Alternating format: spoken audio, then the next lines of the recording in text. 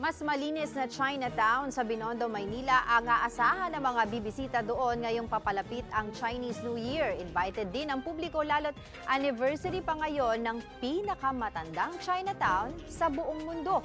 Para bigyan ng mukha ang balita, Mobile Journal King Senko. Mga kapatid, naghahanap ba kayo ng mapapasyalan at food trip? Naku, tara na dito sa Manila Chinatown.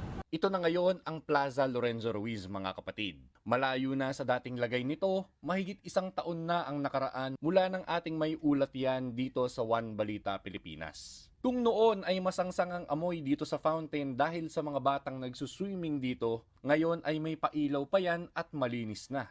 May Mercato food trip pa sa paligid. Kaya naman ang mga tao, bogchi lang dito habang hinaharana pa ng live acoustic performer. Always present din si Manong Lespo dito kahit na ordinaryong araw.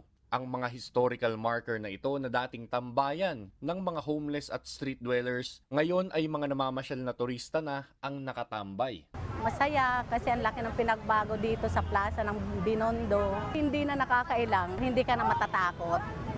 Feeling mo talaga safe ka. Dami nga namang Instagrammable na makikita sa plaza ngayon, mga paps. Lalo na pagsapit ng dilim dahil mailaw na rito. Pero ang pinaka-highlight ng mga kaganapan dito ngayon, we're celebrating 430 years of Manila Chinatown, na pinaka-oldest Chinatown in the whole world and the biggest Chinatown in the whole world. Kaya naman narito ang marker na ito na kung tawagin ay Prosperity Tree na pinasinayaan pa ng Mayora ng Maynila. Mula noong araw na yun ay naging masigla na talaga ang plaza at pinapasyalan na. Dire-diretso na raw ito hanggang sa Chinese New Year sa Sabado, mga kapatid. Inaanayan ko lahat ng mga nandito malapit lang sa Maynila.